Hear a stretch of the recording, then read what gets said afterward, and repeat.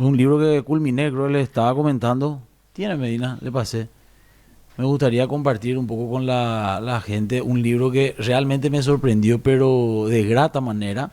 El exministro Dionisio Borda, tiene varios libros, este es el último que lanzó, Mis desembarcos, Memorias, habla de sus inicios en San Juan Bautista, él es oriundo de ahí, era una persona que solamente en su hogar, hijo de madre soltera, solamente se hablaba en guaraní y tenía ya él una dificultad en su propio pueblo. Se iba y tenía que aprender a hablar español, porque solamente en su casa se hablaba Guaraní. guaraní. Luego va, estudia en la Universidad Nacional Asunción, ingeniería agrónoma, fue lo que le tocó estudiar, y de ahí nunca él persistió en sus sueños y nunca desistió. Fue a Estados Unidos en donde le encantaba todo lo que se relacionaba a la economía agrícola, a todo lo que respecta el tema de la agricultura campesina.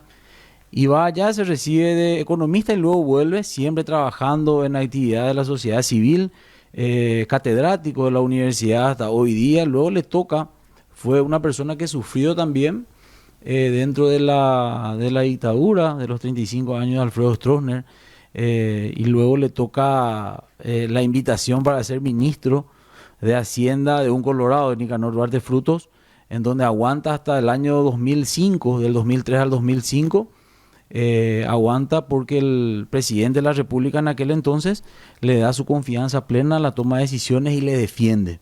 ¿Por qué? Porque el ministro de Hacienda, para que la gente pueda entender, es la persona que tiene que resguardar el dinero. Claro. Y se va el ministro de Agricultura y pide más recursos, y se va el ministro de Obras Públicas y tiene que decir no, no, no, entonces tiene que cuidar el déficit. Y él comenta de que hasta el 2005 aguanta la presión, y luego están las internas, la intención de Nicanor de ser reelecto, se recordarán de esa época. Entonces ahí él ya se percata de que no tenía más el respaldo pleno y completo de Nicanor Duarte, y se indica directamente en ese entonces al ministro de Obras Públicas, José Alberto Alderete, como una de las personas que prácticamente fue el que más colaboró para que exista un quiebre entre él como ministro y el presidente de la República. Luego vuelve a su vida catedrática, un autor de varios libros, y vuelve con la Alianza Patriótica para el Cambio, en donde se queda 4 años como ministro, y él comenta de que los dos gobiernos hasta hoy día progresistas de la era democrática, que realmente buscaron la justicia y la equidad social en un país de tanta desigualdad, fueron Nicanor Duarte y Fernando Lugo. Luego cuenta un dato curioso, creo que era la jefa de gabinete de la presidencia de la República, le llama y le dice, cuando se da el juicio político a Lugo, le llama y le dice: ministro, el presidente de la República quiere hablar contigo. Entonces le pasa y automáticamente le dice: presidente, estamos contigo, mucha fuerza, a seguir luchando hasta el final. Era Federico Y del Franco. otro lado le dice: Dionisio, te habla Federico Franco, le dice. Y quiero que continúe al frente de la cartera del Ministerio de Hacienda. Y le dice Dionisio que no, que él no podía continuar, él estaba en este juicio express, en donde verdaderamente no le dio la posibilidad de defenderle, donde él denominaba una cuestión de un golpe parlamentario, y se retira.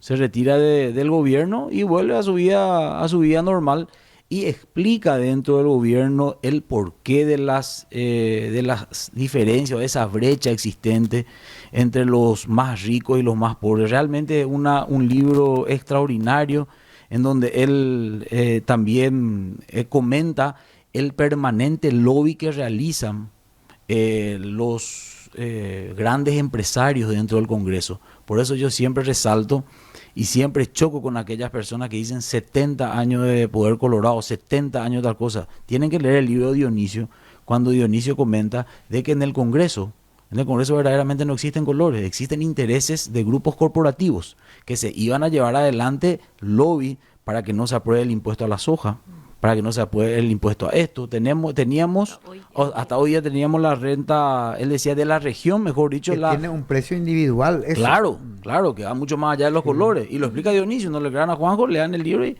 él lo va a explicar.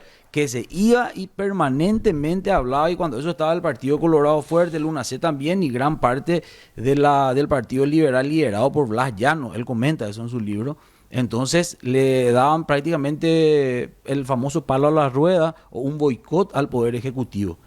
Y él también manifestaba de la problemática que surgió en la Constituyente del 92, en donde buscando restarle mucho poder al Ejecutivo, se le da amplio poder al Parlamento, y eso fue un aspecto negativo dentro del gobierno de Fernando Lugo. ¿Por qué? Porque él no podía llevar adelante porque no tenía mayoría dentro del Congreso. No tenía un soporte, un sustento dentro del Congreso. Realmente es un libro extraordinario. Él creo que manejaba el 11 al 13% del Producto Interno Bruto, era la deuda, creo que era la deuda externa, no entiendo mucho de economía. Y él se pregunta, ¿cuándo se hace la emisión de bonos? A ella le consultan para llevar adelante ese tipo de endeudamiento, ya en la época de Fernando Lugo, y él decía de que existían muchas otras maneras de poder endeudar y no dejar de lado los gastos sociales y llevar adelante gastos en infraestructura. Y la primera emisión se da en el gobierno de Federico Franco. Y luego está el gobierno de Carter y luego el gobierno Marito. Y él comenta, bueno, cuando eso estábamos en un 11 a 13% del PIB, hoy estamos en 37%.